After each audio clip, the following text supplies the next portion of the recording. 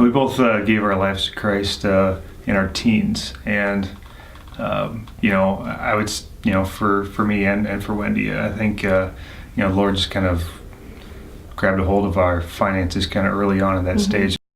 Mm-hmm. We both had decided before we ever met that we would be tithing. So we were giving 10% to God from the very beginning. And so when we met each other, it was just a natural thing. Of course you do that. That's what God asks of you. That's what we do.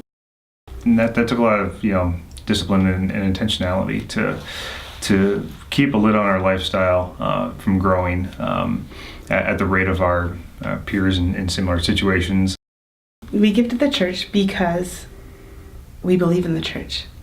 We give more than 10%. We give above 10% to other organizations that we found that we love and that we're passionate about. I love looking up organizations and finding out about nonprofits, and it feels so good to give to some other organizations.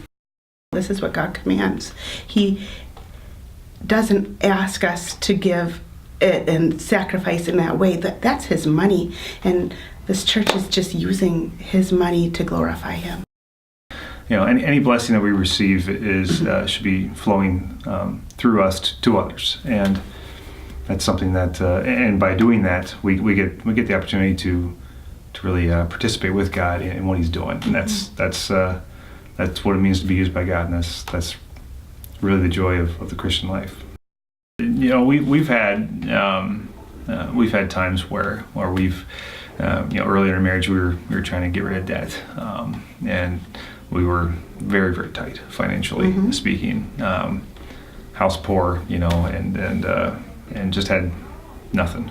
But we tithed through that. I know that that might not seem like a wise financial decision when you are calculating interest over time. But for us, it was a matter of trusting God and honoring Him with our finances first and foremost. As if a tithe doesn't come off the top, it doesn't feel like it's a tithe.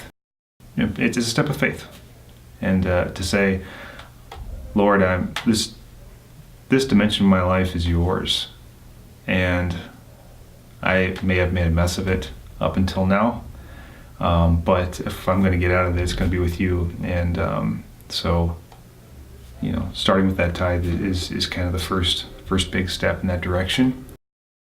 God is faithful. He's not going to leave you. He's not forsaking you. If you are honoring Him with what He is giving you, He's not going to make you fall flat on your face. Now, granted, you still have to remain responsible and you still have to rely on Him, but He's not. If you're honoring Him with your finances, He will see you through.